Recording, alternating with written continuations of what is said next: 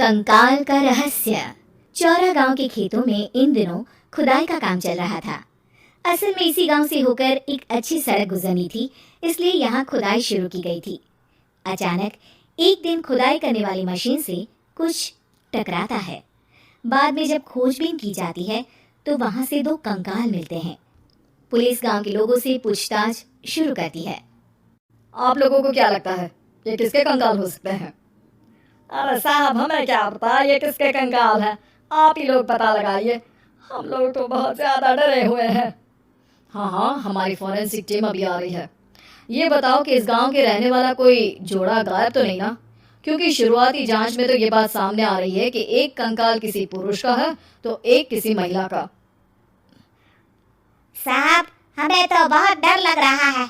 ऐसे कंकाल मिलने का मतलब गांव के आसपास ही किसी की हत्या हुई है या फिर किसी को जलाकर मार डाला गया है। हाँ साहब, हम अपने परिवार को लेकर बहुत ही ज्यादा परेशान हैं। देखिए, आप लोगों की परेशानी हम समझ सकते हैं, लेकिन आप लोगों को पुलिस का सहयोग करना होगा, क्योंकि आपके सहयोग के बगैर हम ये पता नहीं लगा सकते हैं कि आखिर ये किसके कंकाल है और इनकी हत्या किसने की। ठीक है साहब, गांव के लोग आपका पूरा सहयोग करेंगे। हाँ साहब, पूरा सहयोग करेंगे। तो फिर ठीक है, हम अपनी जांच शुरू कर देते हैं। कुछ दिन बाद जांच रिपोर्ट आ जाती है। पता चलता है कि ये कंकाल करीब 20 साल पुराने हैं, यानी 20 साल पहले किसी जोड़े की हत्या कर शव को यहाँ पर दबा दिया गया था। इंस्पेक्टर राघव, ये बताओ कि 20 साल पहले की मर्डर मिस्ट्री क्या आप सुलझ सकती है? हाँ सर, क्यों नहीं। लेकिन अब सबूत और गवाह काफी मिट गए होंगे।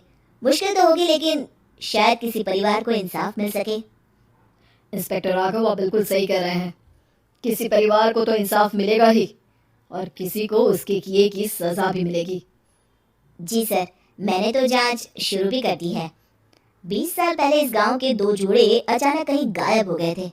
मैंने दोनों ही परिवारों के बाकी के सदस्यों से बातचीत शुरू की तो उन्होंने बताया कि उनके बच्चे शहर गए थे, लेकिन आज तक वापस नहीं लौटे हैं। लेकिन ये दोनों शव किस परिवार के सदस्यों के हैं, ये कैसे पता चल सकेगा? सर, मैंने डीएनए टेस्ट करवा लिया है। आज शाम तक इसकी रिपोर्ट भी आ जाएगी। अच्छा, ठीक है। उसी शाम को सर, डीएनए रिपोर्ट के मुताबिक ये दोनों ही लाशें चौरा गांव के रहने वाले प्रधान सुल्तान सिंह के बेटे और बहू की है। लेकिन इनकी हत्याएं किसने की है, ये कैसे पता लगेगा? इसी का तो पता लगाने की कोशिश में जुटा हूँ सर। आज सुल्तान सिंह से मिलने भी जा रहा हूँ। मेरा बेटा और बहू तो मेरे लिए सिर्फ यादों में ही रह गए थे। हमें उनकी लाशें तक नहीं मिल सकी थी। आज 20 साल बाद उनके कंकाल मिले हैं। मैं अब किसके लिए जीऊं? लेकिन सर, क्या आपकी किसी से कोई दुश्मनी थी? अपने बेटे बहू की हत्या के लिए आप किसे जिम्मेदार मान रहे हैं? अब मैं किसका नाम बोलूं? मेरी तो किसी से दुश्मनी नहीं थी, बस मेरे बेटे बहू को कोई वापस ला पाता।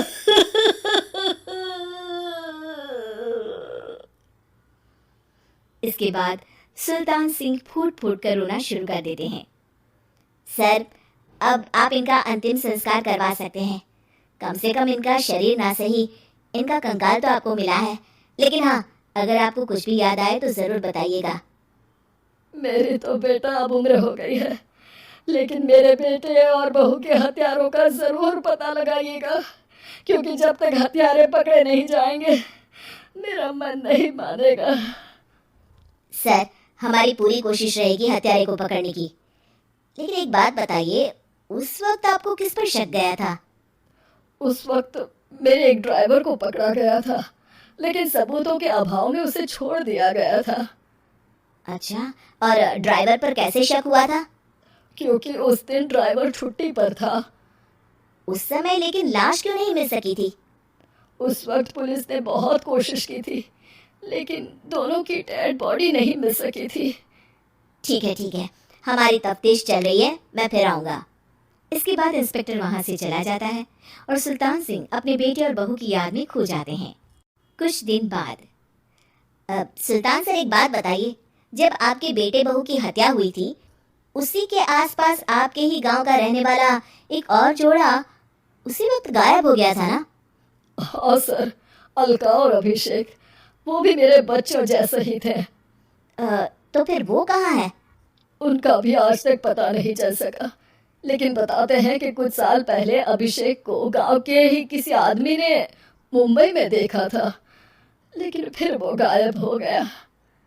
यानी अभिषेक और अलका की हत्या नहीं हुई थी, बल्कि उन्होंने किसी वजह से खुद ही गांव छोड़ दिया था।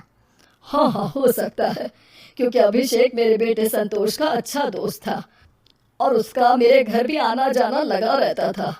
हो सकता है कि उसने मेरे बेटे और बहू के बारे में सुन लिया हो और ये गांव छोड़ दिया हो सकता है। उनके परिवार का कोई अब नहीं रहता क्या इस गांव में? अब तो कोई नहीं रहता। एक चाचा थे, लेकिन उन्होंने भी अपना पुश्तैनी मकान बेच दिया है।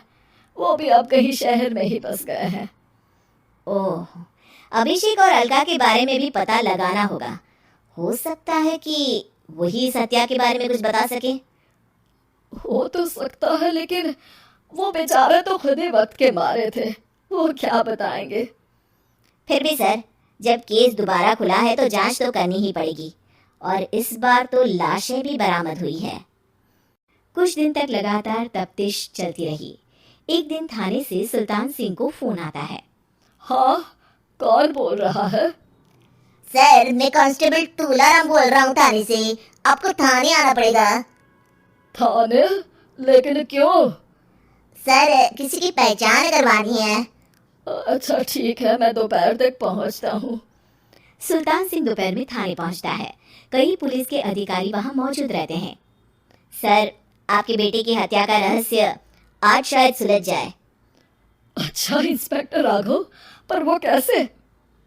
सर, उस आदमी को देखिए, क्या वही अभिषेक है? सुल्तान सिंह की आंखों में हैरानी से आंसू आ जाते हैं। हाँ सर, यही अभिषेक है।